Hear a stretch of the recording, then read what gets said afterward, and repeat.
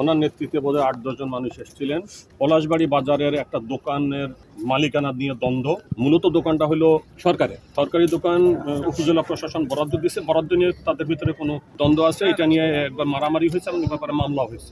এর মধ্যে গতকাল বিবাদী পক্ষ নাকি ওই দোকানের তালা খুলে ফেলছে, খুলে তারা আবার দখল নিতে গেছে। এর ব্যাপারে ওই পলাশ সে এসে ওসিকে বলছে যে আপনি ওই দোকানে পুনরায় তালা মারেন। ওসি যেটা বলছে তাকে যে এই দোকানের মালিক তো আমি না, দোকানের মালিক উপজেলা প্রশাসন, আপনারা তাদের সাথে কথা বলেন, ওনারা যদি বলে আমাকে তালা মারতে তাহলে আমি তালা মারবো।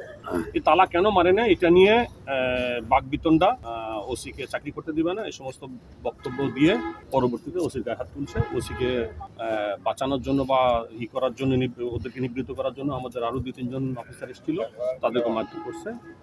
স্ট্রবেরি সুপার ডটেড ও ক্লাসিক ভ্যারিয়েন্টে সেন্সেশন জাগুক শিহরণ।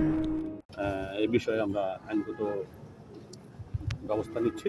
আমি যতটুকু শুনেছি শুরুটা ওখানে, পরবর্তীতে বাইরে ওই প্যাসেজের মধ্যে এসে আর মারামারিটা মূলত এখানে হয়েছে। ওখানে হলো ঝগড়াঝাটি, হাতাহাতি যেটা হয়েছে, তর্ক বিতর্ক, আর বাইরে এসে মারামারি আমরা দেখছি, পর্যালোচনা করছি।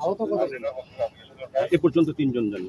অভিযোগ কতটুকু সত্য আমাদের দলের কর্মী এটা আমি জানি না। আমি শুনলাম যে আসে শুনলাম যে একটা পলাশবাড়ি থানাতে একটা অপ্রীতিকর ঘটনা ঘটছে। তা আসার পর চিল্লি ওসি সাহেবের সাথে কথা বললাম, তা বললো যে অমুক 2-1 জনা কোন চেনে। তা আমি বললাম যে ভিডিও ফুটেজে যদি যারা সম্পৃক্ত, আমাদের এই এমপি মহোদয় ছিল, আমরা সবাই মিলে বললাম যে তাদের নামে মামলা হোক, আমাদের কোনো আপত্তি নেই।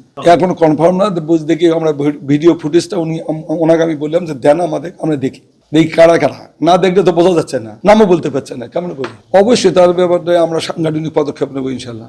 যদি আমাদেরকে ওই সাথে সংশ্লিষ্ট থাকে, আমরা তাদের ব্যাপারে বসে পরামর্শ করবে, সাংগঠনিক সিদ্ধান্ত নেব।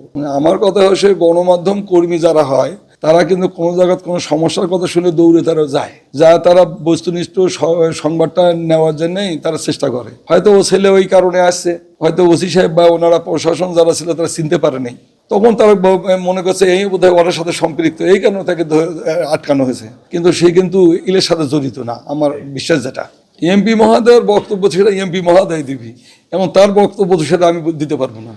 নির্দেশনা যেটা আমি বললাম এই কথাটাই একসাথেই বসে কথা হয়েছে, এটাই সিদ্ধান্ত। দোকানদারটা দুই পক্ষ দাবি করতেছে, 2টা দোকান, একটা দোকান আছে, ওখানে 2 পক্ষ দাবি করতেছে। এটা নিয়েই দ্বন্দ্ব, এটাই তালা মারছে, এক পক্ষ তালা মারছে, আর এক পক্ষ তালা খুলছে। খোলানোর পর আবার এটা নিয়ে থানায় আসছে, আসার পর ওসির সাথে বিরুদ্ধ হওয়ার পরে ওসি কলার ধরে টানে চত্তা পুরো। পলাশ কি মানে জামাতের যুব জামাত করে, আমি এটাই জানি। আমার নাম মোহাম্মদ আফেল মিয়া, আমি 5 নং মহাদেবপুর ইউনিয়ন যুব দলের সভাপতি।